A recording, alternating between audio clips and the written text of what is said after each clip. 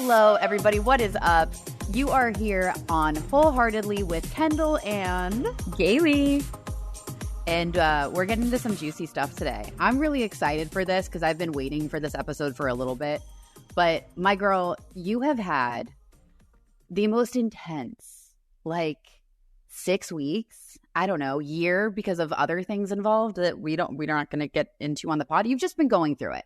So I'm going to pass the mic to you and let's get into it. Let's do it, Galey. Okay, so I think I'm ready. So what Kendall is so gently alluding to is the fact that on the last episode when I cried my heart out, she did too, actually, which I love you for that. You're such a feeler. And also, I just want to say really quick, we got so many unbelievably kind messages and support for Charlie, also for our friendship and how we were there for each other. And so many people told me that you cried all the way through listening to the pod last week. And I just want to say, if you are capable of feeling that deeply for somebody else just through their story, it means you have an insanely high EQ. That's your emotional intelligence, because it takes so much to be able to feel so deeply just from somebody's story.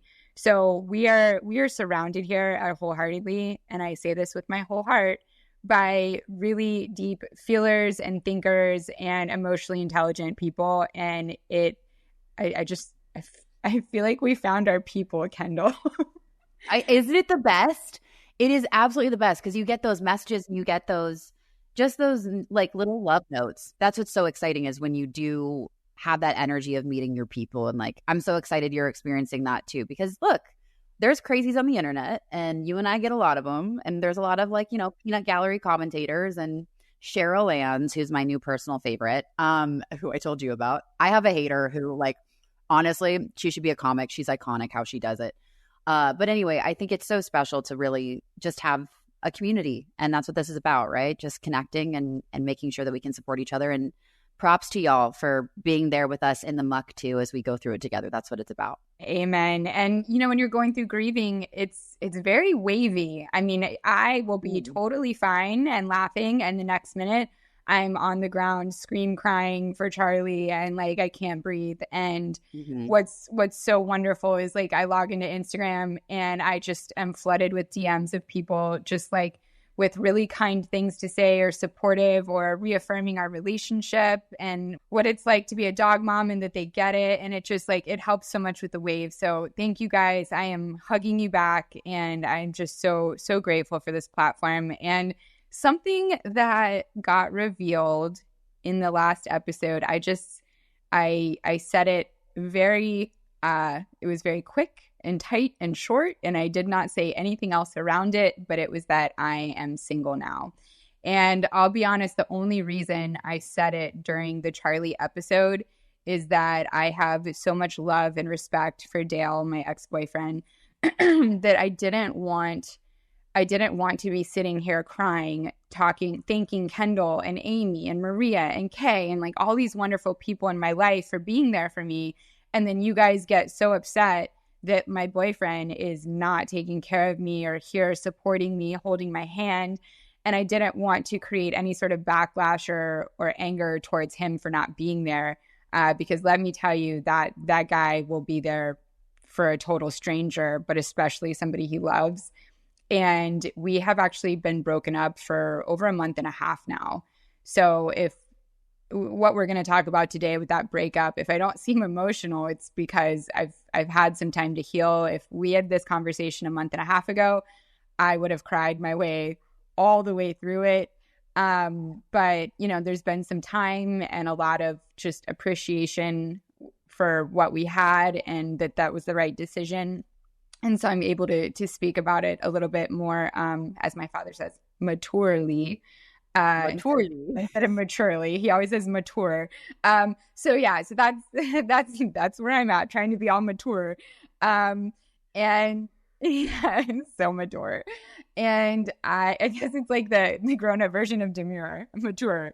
Oh my God, don't even. I'm triggered by that word. And I hate when people are triggered by things. But I hate myself for bringing it up. Anyways, So yeah, so we broke up. I was actually the one to end the relationship, and we were together 2.5 years. And I will go on the record saying I don't have a single negative thing to say about Dale. He is an incredible person. He's an incredible person to his family, to his friends, to his partner. He's incredibly honest and loyal, and is just a really special person. So anybody who he dates in the future, you really got a gem. You got such a great human. And so now I'm sure you guys are wondering, well, Galey, why did you break up with him? Yeah. Well, I think that's where, like, look, I am, first off, and I've always told you this, I am Team Galey. I am Team Galey through it all. And I'm sure the viewers here are as well. Just like we appreciate, when you guys have my back as well too. So look, I think it's important to talk about the nuance of a good relationship versus the right relationship. Because I'm very happy with how you were treated in this relationship. I think there's a lot of positives that Dale brought into your life, and respect to Dale completely. But obviously, this wasn't your forever person, because you'd still be with them. So I think it's a good question. So, like, what led you to feeling like it was time to move on from that relationship? Because that's a big step. Like, you guys have gone through a lot together. You were going through all of the fear and all of just the ups and downs with Charlie and with her health. So, this was another heavy decision to make. So I'm curious what was going through your mind to make that decision. So the best way to say it is that very good is the enemy of great. Ding, ding, ding. And I really believe that we should all be striving for great in our lives. And I think the best way I can describe my relationship is kind of similar to the Netflix CEO and how he runs management. So are you familiar with the keeper test? No. Okay. Wait, is this a test I need to do with Alex and be like, I have a couple tests to do to do two people. Wait, that sounds wrong. To kind of secretly test men to know their character early, which I will enlighten you on my but no, what's the keeper test? I don't know. And also, for the record, we're not doing any tests on Alex because he is already a bona fide keeper. Like, he's in cement, like he's in. So the keeper test, the Netflix CEO, he deploys what he calls the keeper test to all of his management. And basically, the way he runs Netflix is he believes that it is not a family. Because if you are a family, then that means everybody is given unconditional love. And unconditional love means that you can get away with not being your best, and you are loved through your worst performance, and you tend to not hit your peak because you're accepted no matter what. He believes that you should run Netflix instead of like a family, like a dream team. And if you're going to be on a dream team, that means you need to always be performing at your peak, giving it your all, being hyper focused, hyper motivated, and just having, kind of elite performance at all times. That is the definition of a dream team. And so if somebody isn't meeting the keeper test, then they should be let go, because that's the only way to ensure you constantly have your dream team. And so what he does is he goes to management and he says, I want you to look at every single one of the employees underneath you. And if they don't pass these two tests, aka the keeper test, then we need to let them go. So the first one is knowing everything that you know about this person now, their personality, their work ethic, their skill level, knowing everything you know about them now. If you could go back to the day you hired them, would you do it again? And if the answer is no, you let them go.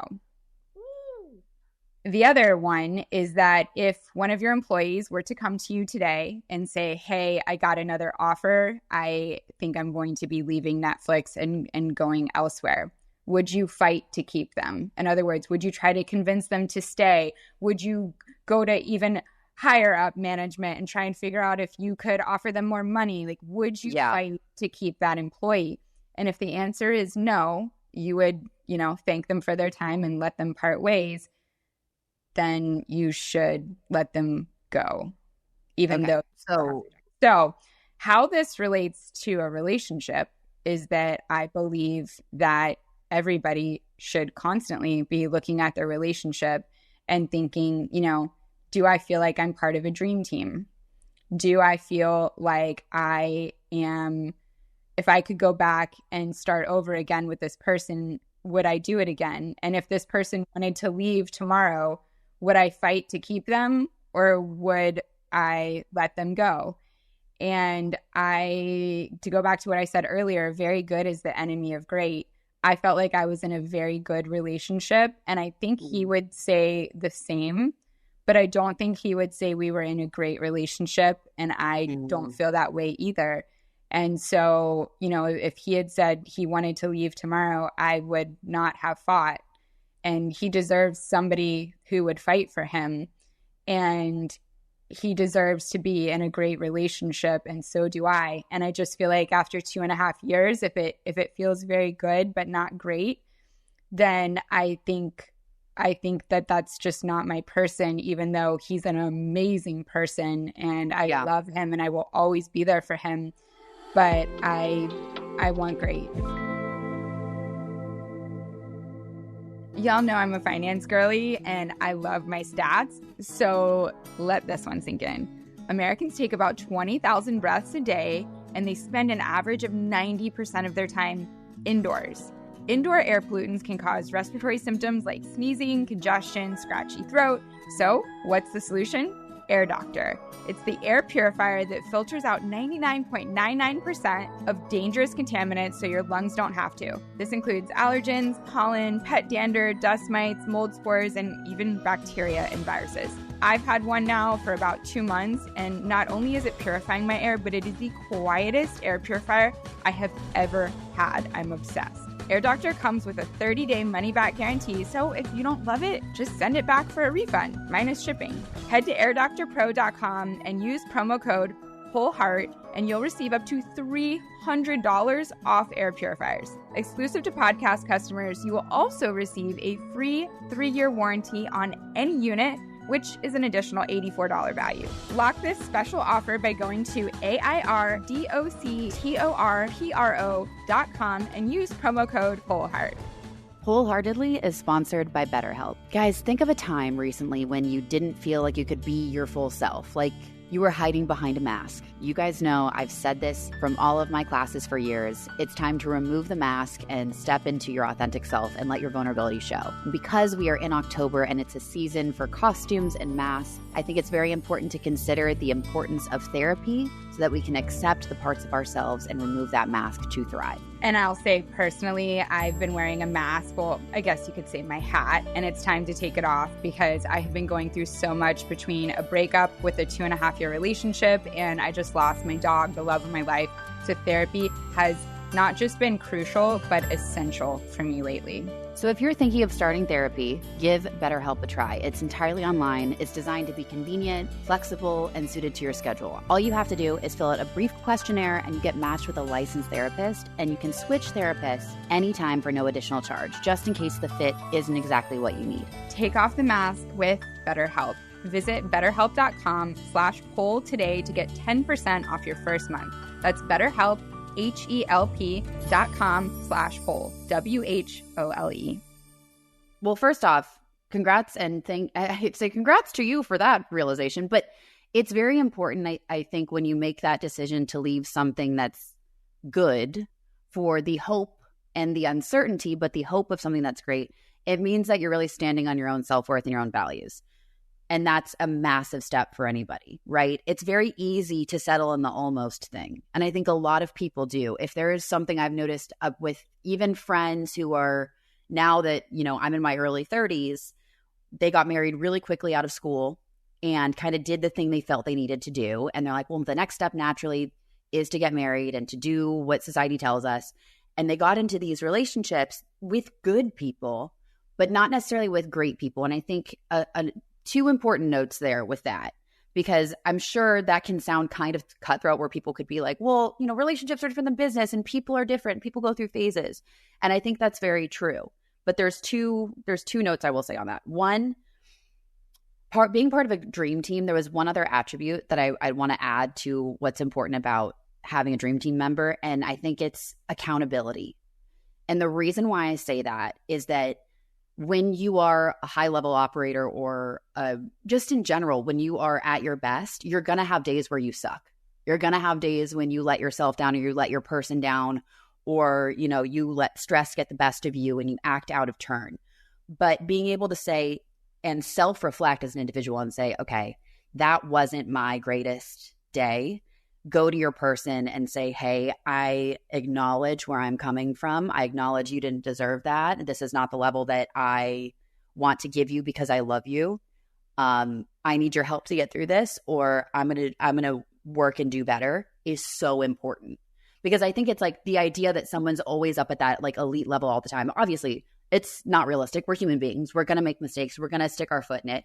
But it's important to remember that somebody should have the self-reflective capability and the accountability for when they're having those moments where they're not necessarily elite, that they make changes and they take on ownership of what those challenges are that they're creating for themselves or for other people.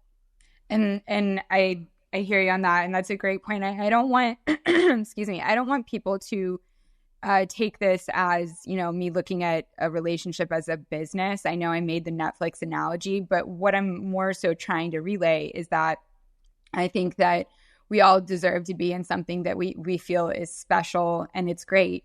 And that doesn't mean that it doesn't come without really bad months or quarters, or it sounds like a business again with quarters, but you know, I have a Wall Street background. I cannot help it. I know you can't change who you are. We love it. It's in me. But I think that there's definitely something beautiful about relationships going through strife and hard times, because you come back together even stronger. Like when you work out, you break your muscles down so that they rebuild stronger. That happens in relationships too. And that's part of what makes it great. And when something is just very good, and I hate to say just very good, but I'm an overachiever and I like go for the best. And if I just am not feeling like what we have is the best for either of us, I can't keep going. And again, I want to just say that it's not just about me feeling that way. I know that he felt that way too. And our relationship was stressful for him because he didn't feel like I was invested fully all of the time. And it's because emotionally, I just couldn't get there. And that's something, you know, I'm working on in therapy and something I have to go deeper into. I think it has to do a lot with my past engagement ending, but I couldn't give all of myself. And so I have a lot of things I need to work on. And I was definitely not my greatest or even very good all of the time in this relationship. Just I got to jump in though. I got to challenge you on that, because I think it's important to understand too. It's like when you are in a relationship with somebody, it's always going to be a mirror, right? Like you're going to see your blind spots because now you have someone giving you immediate feedback. Yeah. Like I was very comfortable single for years because I had no one else reflecting back my own shit to me. Like part of the joy and part of the struggle of being in a relationship is that it's confronting. It allows you a chance to be really honest, because how you're affecting somebody else, you're with them most of the time, right? If not all the time, depending. So it's very confronting in a good way or in a bad way. I think growth is really important, and being with somebody who you can grow with is important. There are people that are good for a time and you're good reflective mirrors. I've had a past relationship, one of the best ones I had years and years and years ago. We were both mentally not in a great place, and we helped each other get there because we both were reflecting each other's problems and we're trying to fix each other and not ourselves. And to this day, I still have so much like affinity and grace towards him, and he's engaged and he's moving on with his life, and it's fantastic. And I want nothing more than for him to be happy, because he helped me see that I needed to take care of myself. We were meant to grow each other, but we weren't meant to grow together. And I think there's two separate relationships, and that might be what some of your experience with Dale was. You guys were meant to grow each other at that time, but for that long-term forever relationship, I'm a firm believer it's got to be with somebody that you can grow with. And that means going through all the seasons. That means going through, like, when you think about your person for the rest of your life, like I'm a big believer in I'm going to be with this person and I'm committing. And if I'm committing, that means we're going to go through marriage, hopefully kids, which changes fucking everything. Like your priorities shift, your attention shifts, how you make time for each other shifts. You're going to go through seasons of, great finances, seasons of poor finances. You're going to go through like parents dying and having to put people into care, and there's all of these really heavy life things. So you're signing up to do that with a person. If they can't grow with you and be feeding your growth and you doing the same for them, I don't think it's going to work. So it's a really special person that is that person. And I think we often try to fit people into that role before we really know if they're capable of being that growth partner for us or just growing with us for a time. And they say sometimes it takes going through all the seasons to know that, right? So about a year, right? You go through every season, you see like energy, moods, personalities can change just based on the amount of daylight that we have in our day, right? People, like, I'm not happy when I'm cold. It's why I live in South Florida, guys. Like, I tried to do Connecticut. It was not for me. But I really think that, if you give it a full year, you should have a pretty good idea because you've seen them in every season. I gave it 2.5 turns on the seasons with 2.5 years, but it's because also he was a really good person and a good guy and was, my best friend. And it was really a really, really hard decision. And it was devastating. I'm definitely, in hindsight, feeling more confident that it was the right decision. But at the time, like, I was still not even sure when I was saying it because I still love him so much.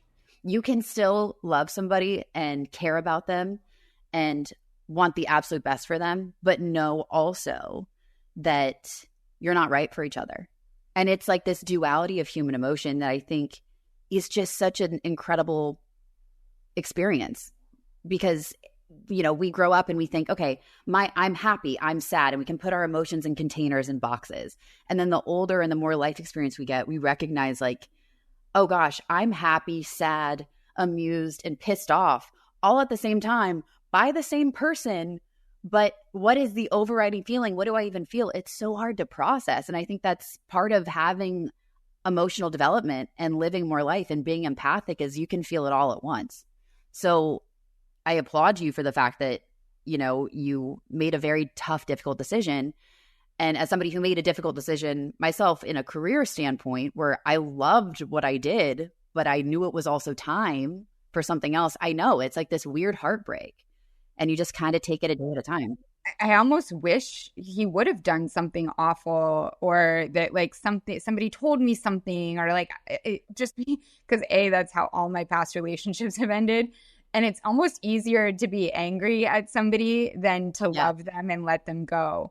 But I also knew that he deserved somebody who was going to make him the center of their world. And I just wasn't able to get there. And it's honest and it's hard and it's I'm just that's exactly what happened.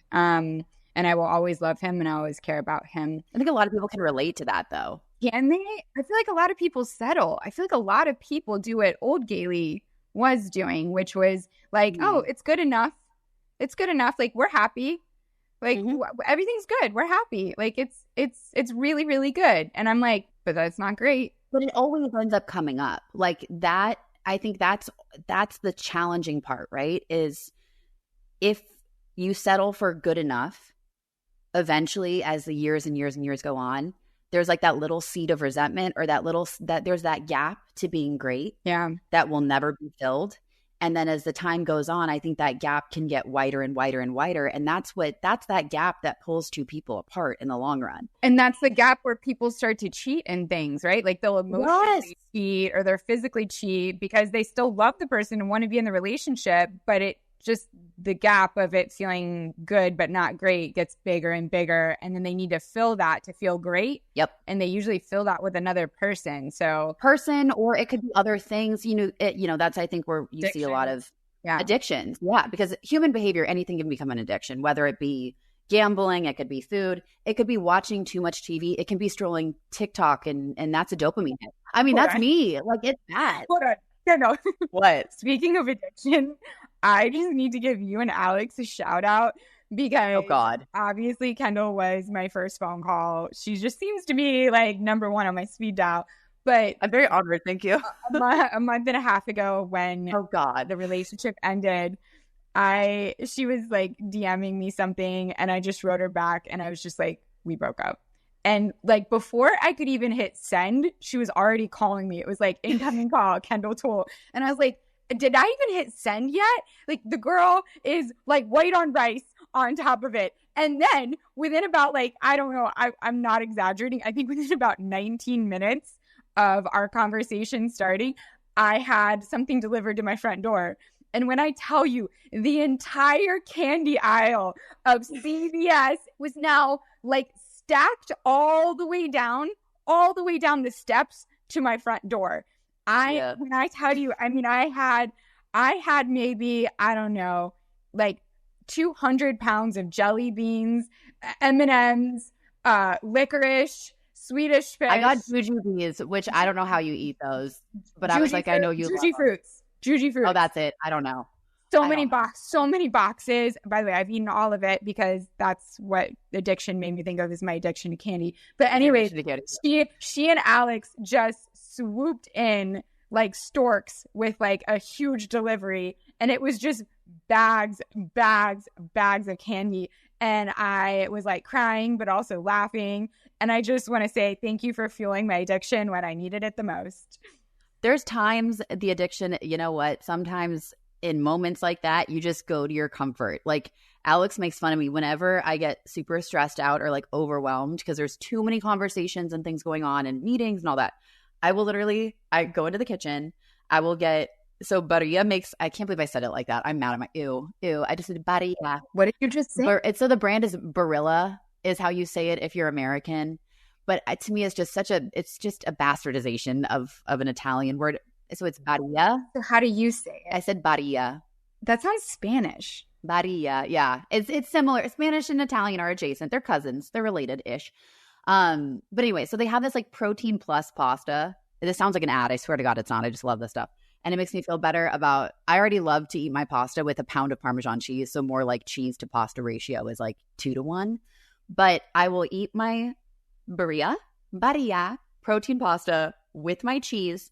I will get my iced tea, which I have here in some form of like a Stanley or a basic bitch cup. And I will lean my my phone with whatever Netflix show I'm binging. Currently, we are on the Menendez story, which is creeping me the fuck out. I had to stop watching. I couldn't do it. Right. Okay. Something about this one's really yucky and makes me super uncomfortable about it. Like the whole patricide thing is just like, and it's so gory. I can't do that. It was very... Yeah, I yeeted out of there pretty quickly. It was too hard. I have a hard time with like real... I love documentaries, but I'm also terrified of them because people really did this. And it like it's hard to know what happened to them as children. That is really, really hard and vulgar to digest. So on that note, pivoting from murder... Yes. And so what I do is I have my basic bitch cup of iced tea. I have my pasta with my cheese. And you mean your cheese with a side of pasta? Got it. Cheese with a side of pasta, yes. And it has to be fresh Parmesan, guys, because, you know, I work hard. I'm buying the bougie-ass cheese. And then I will just watch a TV show and zone the entire world out. And he comes up and he goes, "Oh, are you okay?" I was like, "I'm good." And he goes, "iPad kidding again?" He calls me iPad kid. Because it's like when you take a kid to like a restaurant and, you know, you park them in front of the iPad so they shut up for a little bit. That is so cute. Yeah, that's me. When I get overwhelmed, I do that. And that's my little addiction. And I think sometimes those little addictions can be helpful. They're comfort. As long as they're kept in check, it's an okay thing. Okay. So while we're talking about Netflix, have you seen Nobody Wants This? No, I heard it's good. I heard it's someone I thought it said it was like an example of a healthy relationship. Is it good? I binged that so hard, so fast. Yes, it is. It is so. It's like food for your heart's soul. Like it heals something inside of your heart when you're watching it because you see two people that aren't in their 20s and look like supermodels, but they're still, you know, obviously very attractive actors, but they are in their 40s and they have very honest conversations. It's incredibly realistic. She is very scared to commit and scared to be herself and vulnerable, and he is like her safe space. But they also have all these like dynamics in society that make it difficult for them to be together, and they just find a way to make it work. And there is one scene where there's actually two scenes. One is like their first kiss.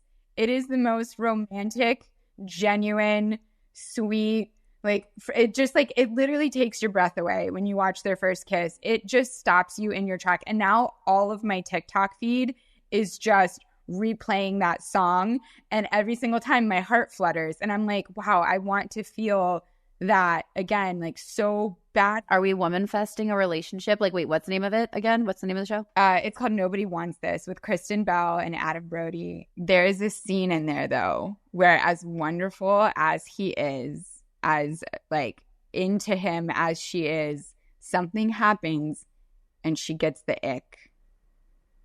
And she gets the ick real hard, real fast. And as I was watching it, I was getting the ick with her for the character that I was also crushing on the whole time. Why does she get the ick though? She gets the ick because he just is trying too hard with her family when he first meets them, and is like kind of changing like how he's dressing and things like that. And he's just losing who he is to impress them. And she gets the ick, and her sister sees it immediately and like takes her outside by the pool, and she's like, you got it? And she's like, I got it. The ick is here.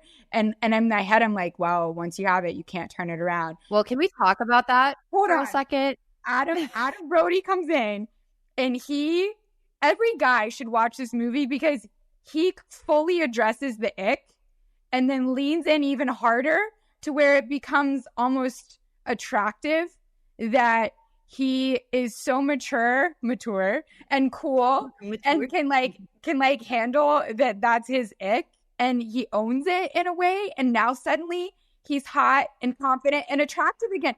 He turned it around. Okay, this is something we're putting on the list for what you're looking for next. If a man can be, one, self-aware, and two, self-aware to the things that he does that are a little icky, a little cringy, and be like, you know what? This is who I am. Take it or leave it. Love you, babe. Awesome. It is so hot. It is so hot when guys just own their weirdness. That's exactly what he said. He's like, take it or leave it. This is me. And I was like, oh, damn. The ick is gone. Like, Adam Brody just is the first reverse Uno ick ever in history. Like, never, ever has an ick been reversed. Let me tell you, I've worked through some icky icks, and they just kept compounding. Y'all, I have been using AG1, honestly, for years, and it's helped elevate my morning routine. In 60 seconds, I get my daily dose of vitamins, minerals, pre- and probiotics, adaptogens, and more. I authentically, truly love AG1. So here's some of the fast facts about why it is so fantastic. AG1 contains prebiotics, probiotics, gut-supporting ingredients to support your digestion, reduce bloating, and to keep you regular. Okay, I'm just gonna be honest. Hot girls have tummy issues, okay? And this is just helpful in the process. In a research study, 80% of participants noticed less gas and bloating after 30 days of drinking AG1. AG1 is made with bioavailable ingredients that actually work with your body. It has all non-GMO ingredients and contains no added sugar, so that's an absolute must-have. Just one daily scoop provides the whole body benefits like gut, immune, and stress support. So start with AG1 and notice the difference for yourself. It's a great first step to investing in your health, and that's why I'm so excited to be partnering with them. Try AG1 and get a free bottle of vitamin D3K2 and 5 free AG1 travel packs with your first purchase at drinkag1.com/whole. That's a $48 value for free if you go to drinkag1.com/WHOLE. Check it out. Good taste is easy to spot, but it's hard to pin down. You know it when you see it, though. And in today's culture, there's no greater signifier of taste than the car that you drive. You want something sophisticated, but not stodgy, daring, but it's classic, approachable, but with a little bit of an air of opulence. And that's where the Range Rover Evoque comes in. It is an elegant SUV where sophisticated design, advanced technology, and premium materials meet. Clean lines, sumptuous materials, and advanced technology come together in the Range Rover Evoque. Sophisticated, charismatic, the Range Rover Evoque elevates every drive. A modern, chiseled taillight graphic creates a sense of continuous motion and attributes to the signature aesthetic. The Range Rover Evoque is charisma in motion, a vehicle that elevates every journey and makes a statement wherever it goes. Y'all, long story short, all these adjectives: it's hot, it's sexy, it's cool, it's badass. Explore the Range Rover Evoque at LandRoverUSA.com. Do you believe, and I'm curious too, please, everybody listening, let us know on the Instagram. Do you guys believe icks are, can you reverse Uno an ick? Or once you get the ick, is it over? I mean, historically, ick sticks. Like the ick, it's going to stick. Like it is there. I cannot reverse Uno any ick. And the best worst part about the ick is that it's not even their fault. Like it's not even something that is societally wrong or not normal. It could literally be the way they ride a bike. Like it's so like wait, that's so specific. No, when a man is like riding a bike and flip flops, if he does it a certain way, I'm like, I cannot have sex with you. I cannot, will not. Like we're dry forever. For me, I will say it tends to be things that they are doing because of an insecurity, and I'm very attracted to confidence. I like a strong alpha confident male. That has always been my number one, like biggest turn on, is if somebody has confidence. And so Jason Momoa, he's single now. Do you want me to try to hook it up? Great. Let's talk to Jason. But I also think he could crunch me with his like finger. So I'm a little scared of that. But I feel like you'd enjoy that. Moving right along. So that's a yes. I really, if a guy is doing something out of insecurity, meaning like bragging about something or trying to flex something, or I'm doing something that I'm really proud of and they need to match that with something that they're doing that they think is bigger deal or something to like, oh yeah, they're competitive with you. Yeah, that's a massive it. Like a competitiveness and insecurity. Like he's a little weenie if he does that. That's just annoying. I will always be my partner's biggest fan, because you know why? If you're killing it and you're successful and you're really confident at and successful, by the way, does not mean money. It means you're just like loving what you do and you're putting your whole heart into it. You could be the best comedian, even if you're making no money, but you're like, you're so happy with what you're doing, you're the best school teacher, whatever. Like if you're really good at what you do, I'm so attracted to that. And if you're not really into your career and you're not really passionate about what you're doing, and then you get insecure or competitive, because I am really into my career and I am really passionate about it, and I'm obsessed with what I get to do every day. And I changed my whole life and took a huge risk leaving Goldman Sachs just to have the chance at loving what I do even more, right? I went from, because Goldman was great. You need someone that understands that too. I think that's incredibly important. Yeah. You need somebody who is just as passionate about life and about what they give to the world as you are. And it's a certain type of person. Like I need to be with someone, hence why Alex and I work. Like he's super entrepreneurial. I'm really entrepreneurial. I could never be with somebody who works a 9-to-5 job, which nothing wrong with it at all. We would just never see each other. Like our worlds would be so far apart. I have dated that before. And nice guy, nothing wrong with it. But when it came to intellectually and like creatively getting to talk, we just didn't, it's like our vibrations were on different decibels. They weren't bad vibrations. Both were great. We just weren't in sync with each other because we didn't think in similar ways. So I think like values, especially when it comes to like passions and things like that, are so important. But what else? I want to know, what are the absolute no ick? Yeah. On our call yesterday, something that you said that I loved so much that I just want to reiterate is you were like, so sorry, I've been on calls all day, Alex, and I just got off a call about da-da-da-da. And then Alex and I were also just on this other Zoom about da-da-da. And in my head, I'm like, yes. Yeah. Fuck yes. Yeah, we're building a company together. You and Alex together are on these calls. You and Alex together are on these Zooms. You guys are supporting each other. You are building things together. And you're like, oh, and then that text, like, that's totally Alex. Like he's handling all that. Oh, yeah. It's just too much for me. And I'm just like, they are leaning on each other and each other's strengths. And like, that is a power couple. That is a team.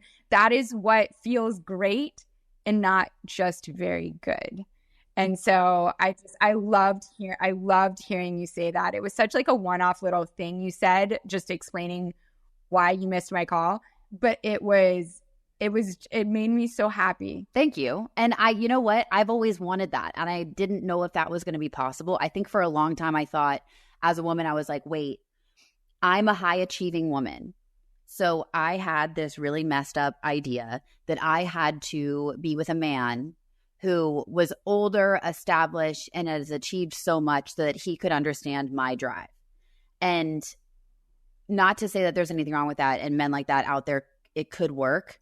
What I had found is when I would date somebody older than me who was more established, I kind of became like this trophy figure to them, kind of like, oh, she's my younger girl. And then when I would start to, which sounds really gross and messed up, but there was enough of a gap that I thought intellectually we were very much on the same plane. But when it came to when I was starting to grow and evolve and really come into my own and make more money business-wise and start building that, I then became a threat. And I wasn't contained to their nice little shelf, like I wasn't their nice little, girl in a container. I hate to say, I became more of a woman, but like I really started to own who I was as a woman, and that didn't work. What's so great about Alex and I is that we're both hustling. We both had highs and lows, failures and wins. And now what we do, and that's just it. It's a we now, which is exciting. Like, there's this business idea that I'll talk about once we lock in a little bit of funding, but there's a lot of interest in it. And it's something I'm going to like lean on the community for. But there's this really cool business that we want to start up. And we had a great call and conversation about it. And what's so awesome is to be in a call with somebody who we tit for tat. Like we are Tweedledee and Tweedledum in a functional way. Like we get it done. I'll say something and be like kind of jovial and playful, and then he'll come in and kind of be more direct in business, and then we'll kind of reverse roles and we just have this flow. And that's what's so helpful, is that we really are a team. Like I have his back. Anybody fucks with him, they best say a prayer, because I'm protecting myself. I am 10 times more protective of the people that I love. It's game over. Like don't even. And I know you're the same way, and I know that's going to happen for you, which is great. Yeah, I want that kind of relationship. I want to just feel like in the way that Charlie was my soul's counterpart, I have never found that in a person. As far as like a guy, I definitely have that in some of my girlfriends.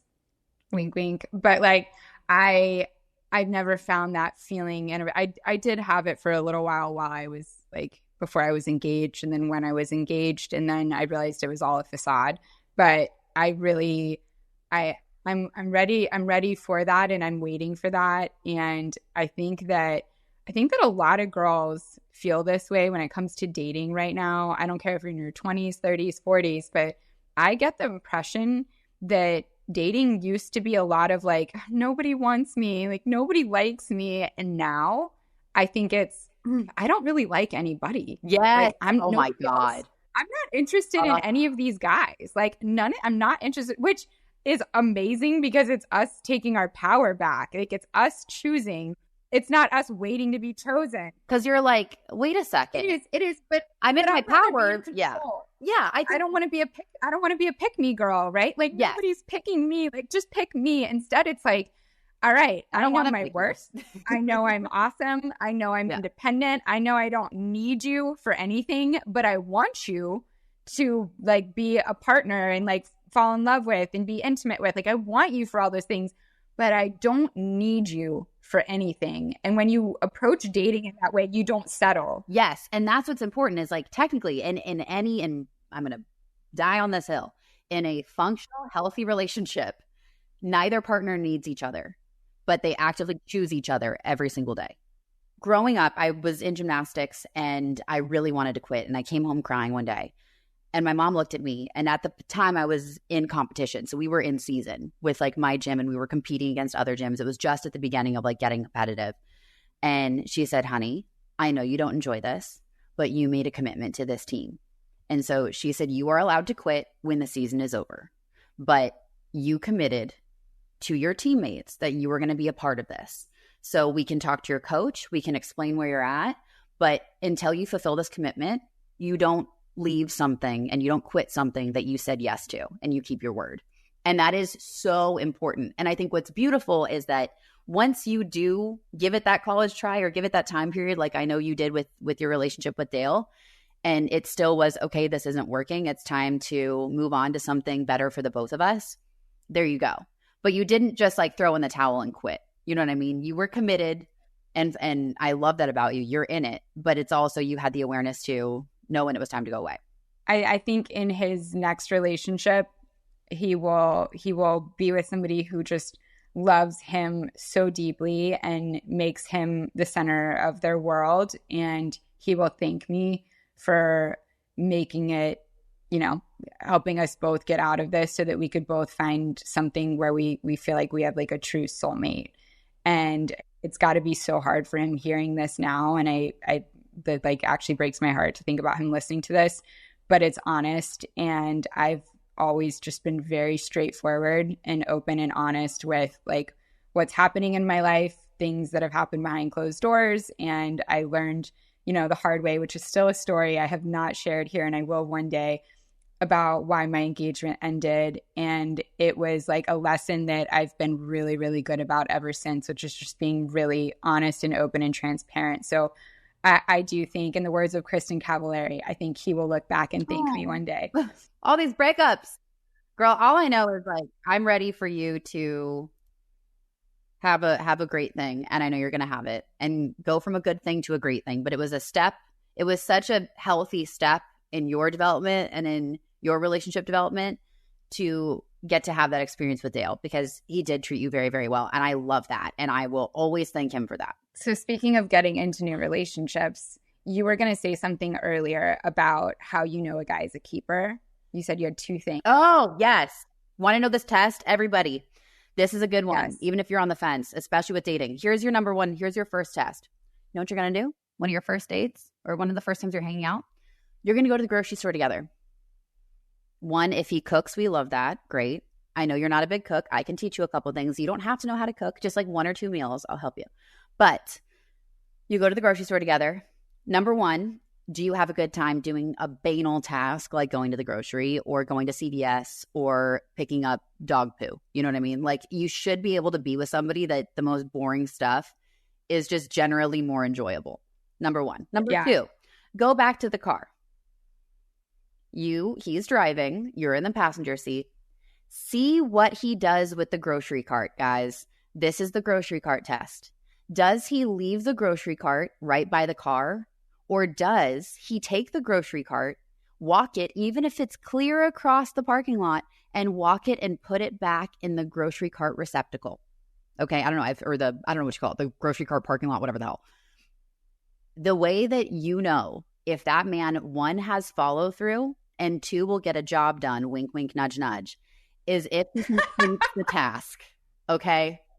Does he have the integrity? And if he's a basic, decent human.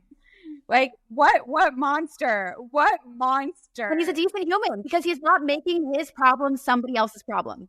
I dated someone before Alex, and he never put the cart back, and it was such a damn red flag.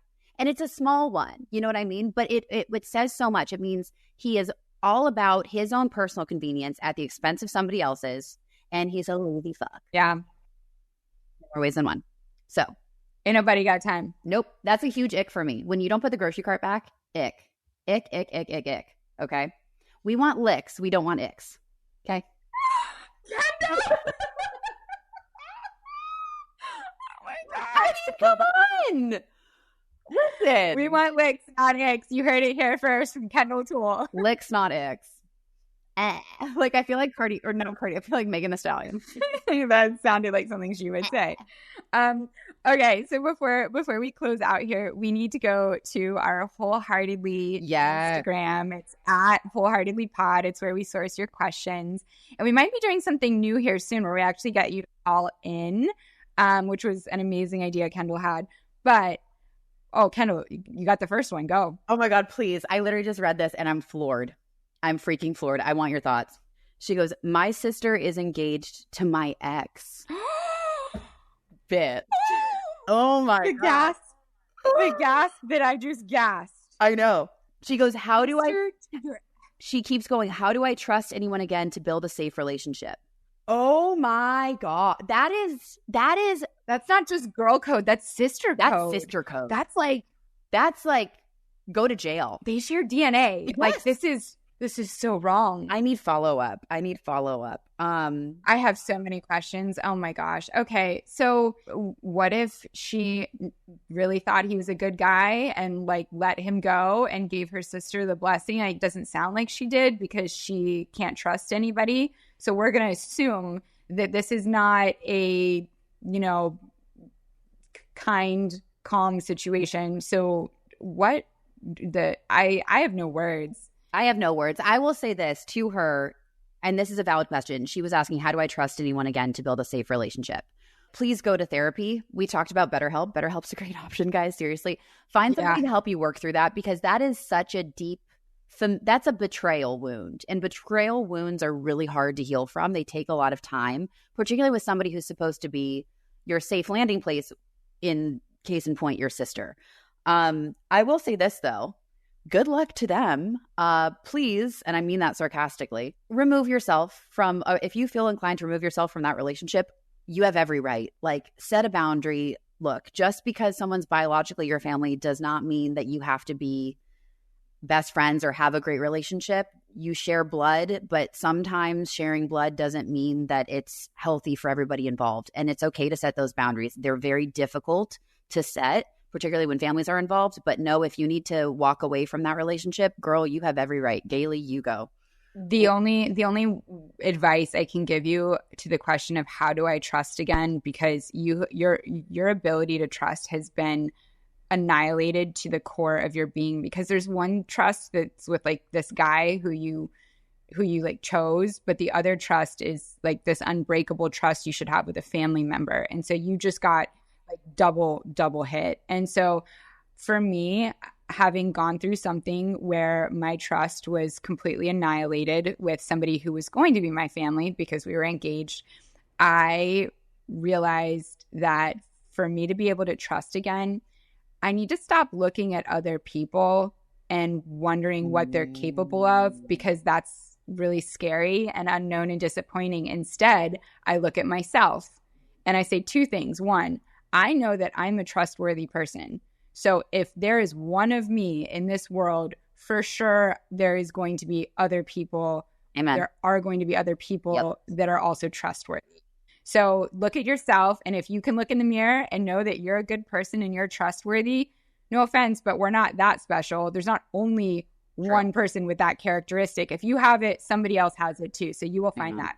The other thing is, I have realized in my relationships, since having trust broken multiple times, I've realized that it's not so much about, do I trust the person? It's more about, do I trust myself to be able to recover and heal if this person breaks, if they do something to break my trust. And I realize that I have gotten so strong that I'm kind of impenetrable. Like, if you do something that breaks my trust, I will recover, because I've already done it before. And I became whole again. So I'm happy to go into a relationship and give you my trust. And if you break it, I'm safe because I trust that I can heal from that, no problem. And two, I'm happy to go out there and give people my trust because I know they can trust me. So sure enough, there's other people I can also Amen trust. to that. I could not agree more. Wholeheartedly is brought to you by Progressive Insurance. Most of you listening right now probably know that I have OCD, CDO, ADHD, VH1, MTV. If it has initials, I probably have it. And that means I am really, really bad at multitasking because I'm all over the place. And if you're listening to this right now, you're probably multitasking too. Maybe driving, cleaning, you might even be grocery shopping. But as long as you're not in some kind of moving vehicle, there's something else you can be doing right now, which is getting an auto quote from Progressive Insurance. It's easy and you could save money by doing it right from your phone. Drivers who save by switching to Progressive save nearly $750 on average, and auto customers qualify for an average of 7 discounts. Discounts for having multiple vehicles on your policy, being a homeowner, and more. So, just like your favorite podcast, Progressive will be with you 24/7, 365 days a year, so you're protected no matter what. Multitask right now. Quote your car insurance at progressive.com to join the over 28 million drivers who trust Progressive, including myself. Progressive Casualty Insurance Company and Affiliates. National average 12-month savings of $744 by new customers surveyed who saved with Progressive between June 2022 and May 2023. Potential savings will vary. Discounts not available in all states and situations. Okay, Galey. Here's a question. So he goes, should I feel guilty if the night progresses to being physical on a first date? I'll let you start. I'm going to say you should absolutely not feel guilty if it's mutual. If the consent and the enthusiasm to do that is mutual, then why not? We're grown adults out here. And if you have something happening and you had a great first date and they want to go in for the kiss or maybe like over the clothes stuff. Are we rounding third base? I don't know. Like if you want to get close, I mean, that is one of the things that you want to take into consideration if you're thinking about dating the person long term, right? The more dates you go on, the more data you download, and then you figure out, like, is this output something I want forever or just for right now? And so I don't think that that's an awful thing for a guy or for a girl, but you have to, like, kind of what I said earlier, like, if you're a girl especially, right, I think we need to be a little more protective of that because I just feel like you get a little bit more judged, right? And you can get a little more emotionally attached. And so if you say, okay, I'm a girl that I know if I get physical on date one, I am not going to feel any less about myself in the morning when I wake up. I'm not going to feel guilt or regret. I'm going to feel proud that I had a good night and I felt really safe and comfortable with him. And so no regrets, then great. But if you are somebody that feels like, oh no, I kind of regret that. Did I give it up too soon? Or I don't feel good about myself, then don't let it go there. Yeah, I think that's a very important point. I think you have to know what your personal boundaries are first, right? Know what makes you comfortable, know what doesn't make you comfortable. You don't ever want to shame yourself. So if you have a tendency to, take something to a higher intimate level and feel guilty or feel uncomfortable, I wouldn't recommend it because you don't want to feel uncomfortable in that way. However, I also think it's important. For me, I definitely am an emotionally attached person. So like anything physical intimacy wise, like I can't have that on the table until I feel really safe and secure because that's something that I've always felt very protective of because I am so judgmental with myself. And I've always kind of had that voice in my head, probably from the anxiety and the depression. So because shame is a rooted experience for me, I tended to hold off on that a little bit longer until I knew, and I would have a conversation, right? Look, intimacy is wonderful. Look, it's great. I have some girlfriends who are much more confident and free with that. And I think that's fantastic. No one's here judging, but it's just really important you know what your level is. Most definitely communicate. If you can't talk about sex, you shouldn't be having sex. Like, that's a huge one. If you can't use your words about it, don't take your clothes off. Okay? Until you can talk about it, then you can go do it. But if you can't speak about it, then I would refrain. But by no means should guilt be involved. And God forbid something happens and you do feel guilty. Again, just communicate. Just say, hey, I was thinking about this. I really enjoyed. I hope we didn't take it too far. But if we did and you want to talk about it, I'm very open-minded. I want to respect your personal decisions or stance. Just respect each other and communicate. Honest. That's it. Yeah. And also be really in tune with yourself. Like if you feel like you went too far, you don't need to go that far on the next date. You can reel it back. Yeah, pull it back. Reverse Uno him. Yeah. Ooh, we reverse Uno. I like this. Okay. I really like this one. What are your turn-ons and turn-offs in a guy? What one thing must he possess? Oh, okay. Turn on. I will go to turn-ons. Oh gosh. Returning the shopping cart. Okay. Like, don't make your problems somebody else's problems, right? Like, again, accountability is a huge turn on to me, believe it or not. Confidence. I'm right there with you. I love a confident man who just knows who he is and has done some self-work and has worked to like who he is. I think that's incredibly important. And the other huge turn on is just having compassion.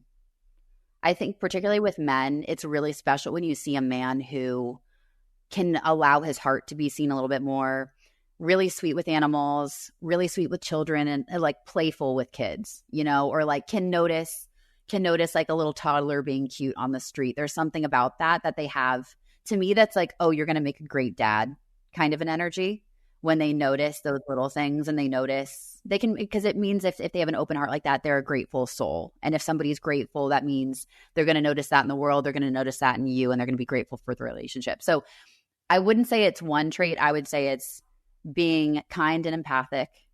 It's being confident as hell. And it's also taking accountability. So it's so funny. 21-year-old me would have been like, he should be tall and he should be fit and he should be successful. Isn't it funny how it changes? Oh my gosh, it is so wild how those things change. Oh my gosh, the evolution. Like it could change again, right? We could have another full turn, and now it's like, I just want him to own a dog rescue. Like, that's it. I just need you to own a dog rescue, and like, you're my person. You know, Galey, we're setting higher standards than that. They can still be nuts and love dogs. I'm just saying, you know, when I'm 60, like it might change again. Wait, okay. So what is the turn off? Arrogance and believing that you're better than other people. There is nothing I loathe more than a man who is self-possessed and will hurt people for his own needs and his own wants. I think it's just a disgusting abuse of power, because there's a really wonderful energy about men. And I think why I love men so much and appreciate men so much is that they have this presence and this power and this ability to provide and protect and have this energy that like they can change a room. Like, I do feel safer when I'm around Alex or around some of my guy friends. I feel a little bit calmer. Like, I don't have to always be looking over my shoulder. But that's a privilege. And when men use that privilege that they have and that power and that force and that presence they have against other people, especially against people who are smaller than them, like women or animals or things like that, like, it's just the most heinous thing.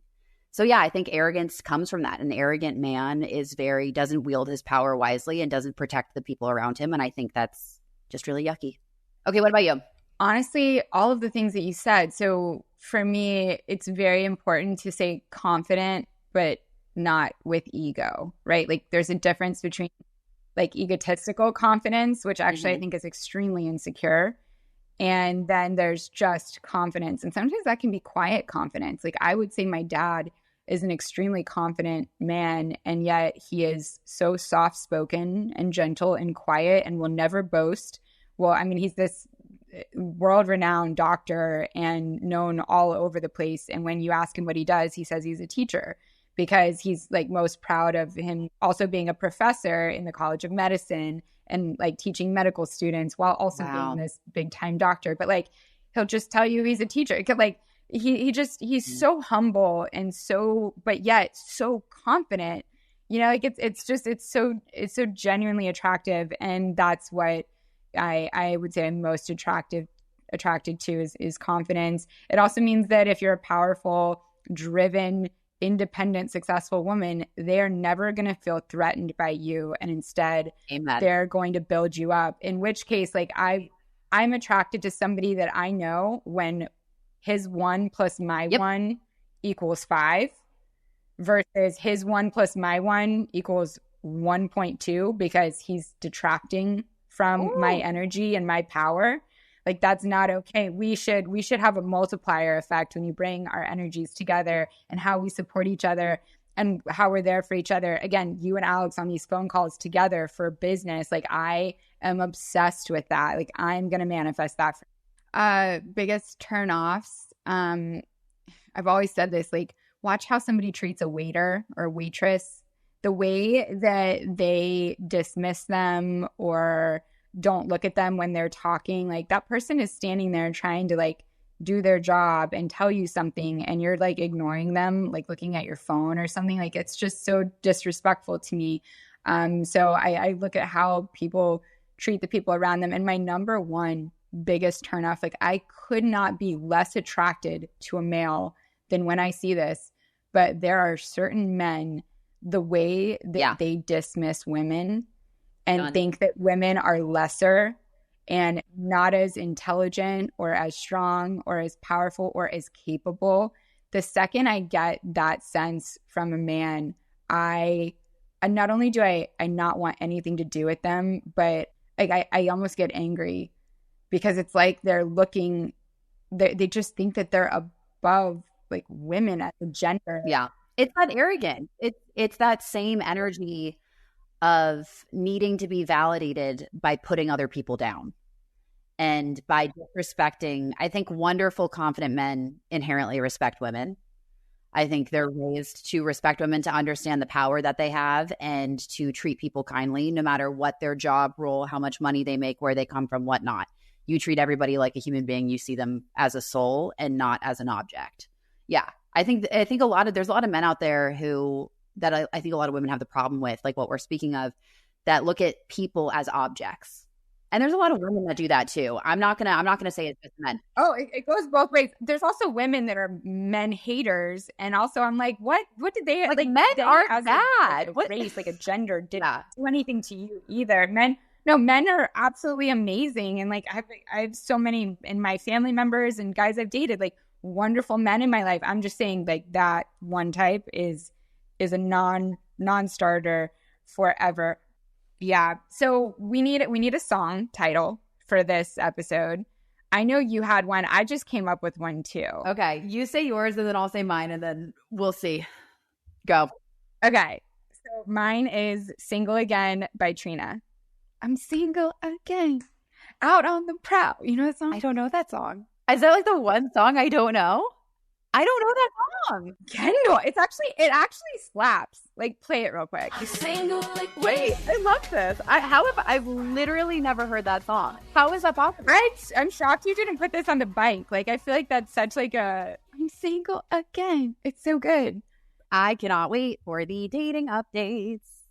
I can't wait. We have to give everybody code names.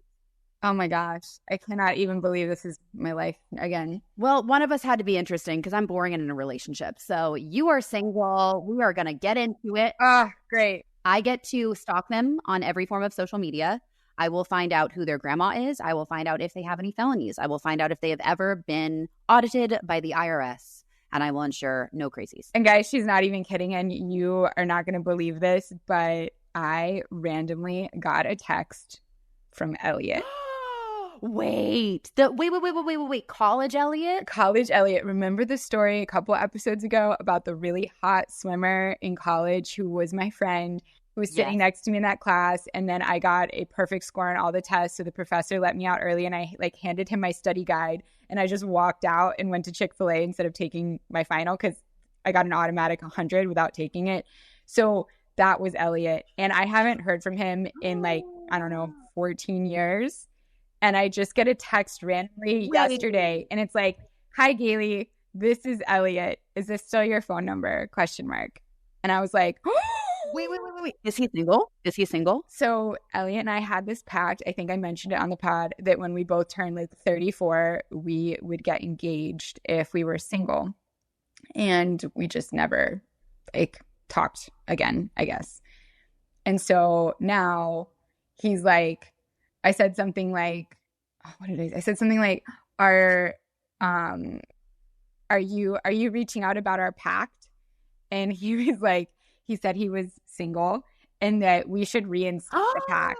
And I was like, oh my God. Oh my God. And then he sent me a picture of him with his dog. And I was like, oh my God, the dog. The dog. Wait, does he listen to the pod? Wait. No, this is, I don't know if this is a red or green flag, but either way, it's neon. He's not on social media. He has no idea that we have a podcast. He has no idea that I had a TV show. He was like, "Are you still working at Goldman in finance?" And I was like, "Oh no, I left a year ago." We believe him? He had to have Googled you. I really think that he doesn't know. Except the reason he reached out is because he wanted to say he was sorry about losing Charlie, because I guess he saw it on like People magazine or Heavy. He said he was on Apple News or something, and like it popped up that Galey Alex lost her dog Charlie, and then he was like, "Oh, that's awesome." But then I'm like, "But that's weird that you would see me on your Apple News and then not investigate further to see why Apple News is talking about some random person that you think works at Goldman Sachs. Anyways, he is a... Hold on, I'm Googling. We need to call CIA Susie. But anyways, so... Oh, my mom will be on this. So we had a nice phone call. I'm definitely not ready to like date again. Like I can't even think about going on a first date. Like my heart needs to heal from Dale, and I'm still going through so much with Charlie. But like the people are starting to text. Oh my God. Okay, wait. So this is super wild. He's definitely an option. I'm excited about this. I have Googled. This man has a very strong jawline, you guys. Yeah. And he's tall because he's a swimmer. So he's fit and he's single.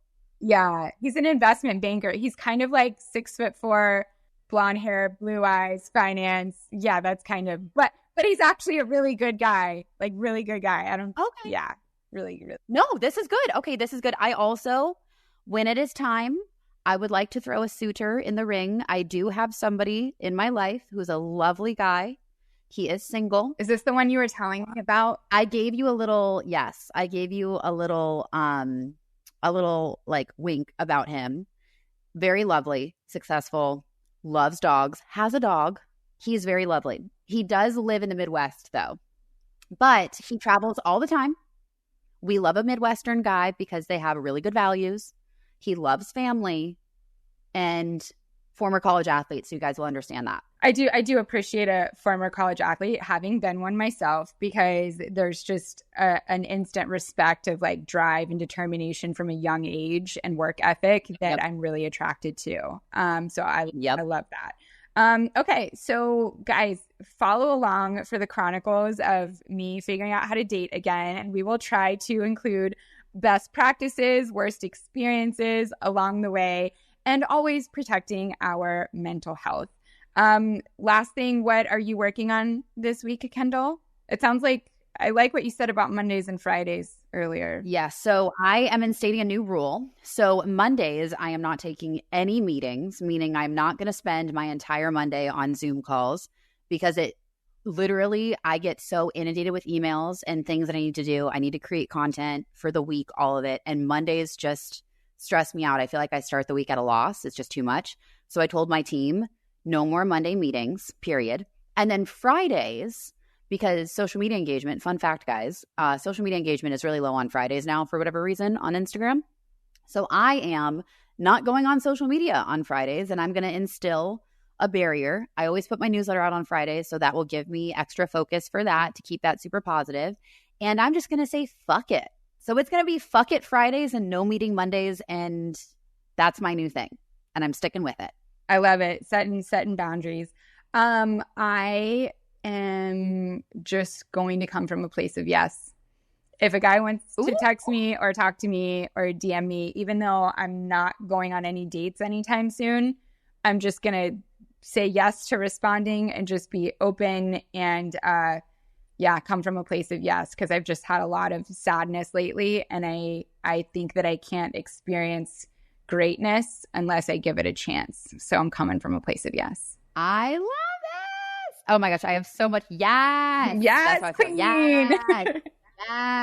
I'm screaming yes. I am so excited for you, and I cannot wait to be your little backseat fairy dating godmother. Like you got a whole team. I will be the FBI, CIA. You got Alex. You got my mom. We're gonna make sure this next one is it. Like we are in full send mode. I'm excited. So everybody, Galey's saying yes. I'm saying fuck it. And we are just going to continue on. Thank you all so much for always listening and always being so supportive through all the highs and lows. It means the world. We always go out there and put out our whole hearts, and we encourage you guys to do the same. Remember, you can follow us at Wholeheartedly Pod on Instagram, or hit us up on our personal Instagrams at Kendall Tool or at Galey Alex. We will see you guys next time. Galey, anything to close? If you guys are sleeping on Kendall Tool's newsletter, you are sleeping so hard. Go to kendalltool.co, right? Yeah, or actually it's kendall.beehive, beehiiv.com. We're shifting over the website because we have merch coming out soon. So oh my gosh, yeah. Like hats off to you. It's called NKO Club. Wink, wink. Get on NKO Club. It's freaking amazing. The recipes are insane. All right. We love you guys. And thank you again for your support of Charlie. And for those of you who are single, I'm in it with you. Let's do it. Love you. Bye. Bye, y'all.